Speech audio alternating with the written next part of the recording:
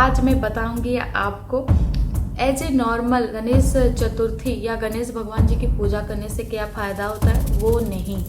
आज मैं आपको आध्यात्मिक दृष्टिकोण से गणपति जी के भगवान की पूजा करने से, गणेश चतुर्थी की व्रत रखने से क्या फायदा होता है, हमको क्यों गणेश चतुर्थी का व्रत करना चाहिए, और आपको क्या पता है कि वो मूलाधार चक्र का गाढ़ हमारे।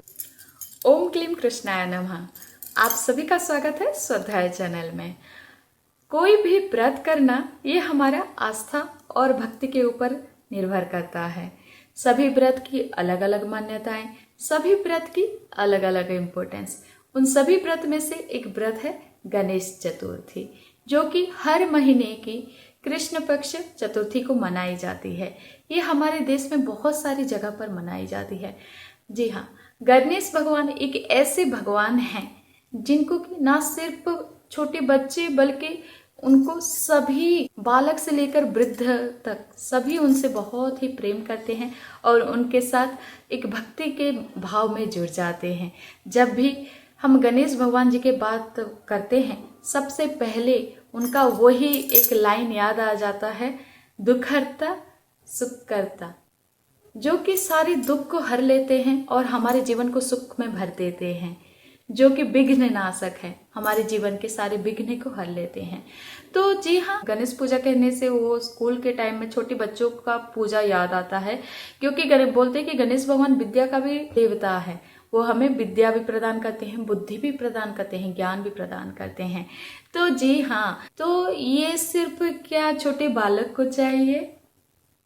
क्या आपको नहीं लगता कि आप जब छोटे बालक से बड़े होते जाते हैं तो आपको और भी अच्छे बुद्धि की प्राप्ति होनी चाहिए, अच्छे ज्ञान की प्राप्ति होनी चाहिए? जी हाँ, जो भी आपके लाइफ में ट्रबल सब आ रहे हैं उनको दूर करना चाहिए, तो हम गणेश भगवान जी का पूजा करना चाहिए।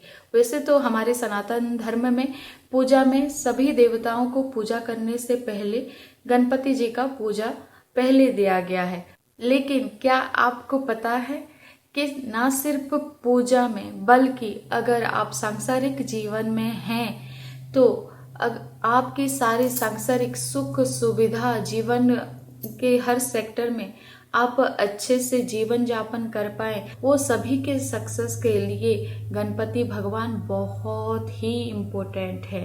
तो आज मैं बताऊंगी आपको as a normal Ganesh Chaturthi या गणेश भगवान जी की पूजा करने से क्या फायदा होता है, वो नहीं। आज मैं आपको आध्यात्मिक दृष्टिकोण से गणपति जी के भगवान की पूजा करने से, गणेश चतुर्थी की व्रत रखने से क्या फायदा होता है, हमको क्यों गणेश चतुर्थी का व्रत करना चाहिए, वो मैं आपको इस वीडियो में बताऊंगी।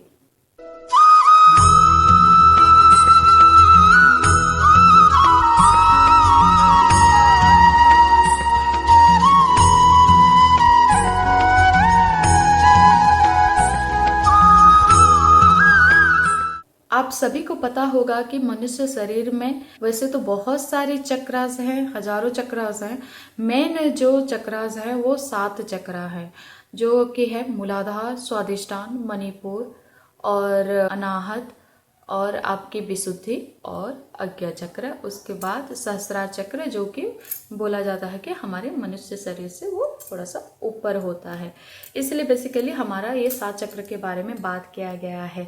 तो जो भी हमारे सांसारिक जीवन के सुख होते हैं, हम जो भी सुख भोगते हैं, परिवार को लेकर, घर वाहन को लेकर, बच्चों से लेकर, जो भी सांसारिक हम जीवन सुख भोगते हैं, वो सुख हमारे मूलाधार चक्र में निहित होता है। और आपको क्या पता है कि वो मूलाधार चक्र का गाढ़ हमारे गणपति भगवान होते हैं। जब भी आपके मूलाधार चक्र में कोई ब्लॉकेज आ जाता है तो आपको ये सांसारिक जीवन को लेकर जो सारी सुख सुविधा हैं उसमें आपको परेशानियां आने लगती है। ये सिर्फ सांसारिक बात नहीं है, जब भी आप स्पिरिचुअली ग्रोथ करना चाहते हो, आप योग के माध्यम से हो या मंत्र जाप के माध्यम से हो या कोई भी माध्यम से, अगर आप स्पिरिचुअली ग्रो करना चाहते हो तो जो आपने सुना ही होगा कि कुंडलिनी शक्ति होती है, तो हमारी जो कुंडलिनी शक्ति है सबसे पहले उसको मूलाधार चक्र पार करना पड़ता है। यानी कि हमको गणपति भगवान जी का आशीर्वाद ना सिर्फ मेटेरियलिस्टिक हैप्पीनेस, ना सिर्फ हमारे सांसारिक जीवन, बल्कि हमें हमारी आध्यात्मिक यात्रा के लिए भी चाहिए।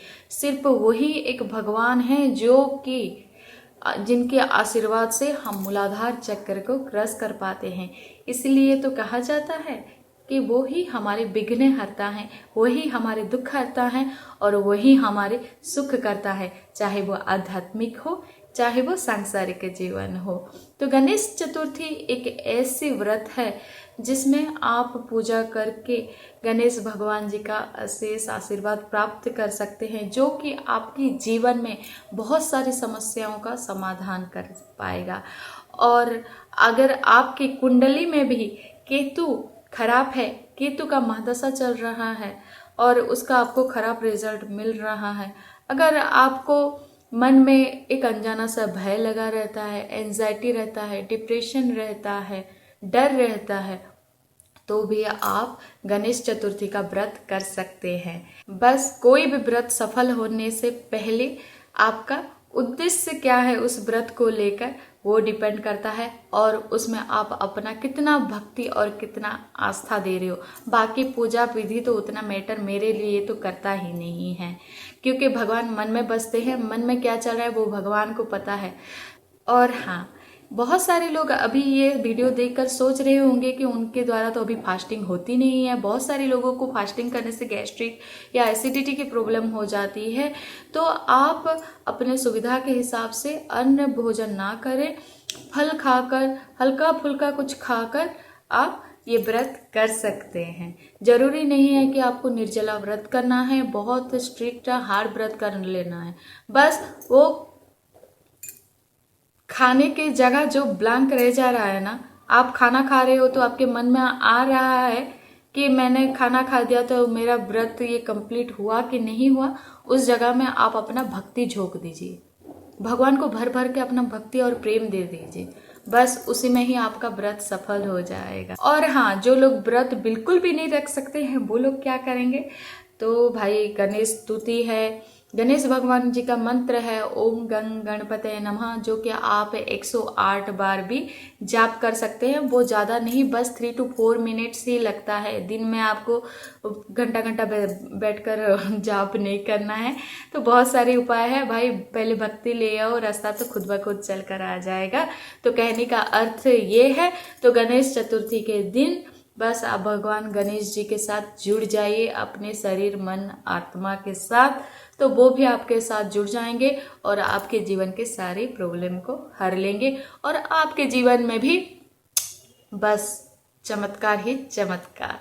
तो सब प्यार से बोलिए गणपति बाप्पा मोरिया।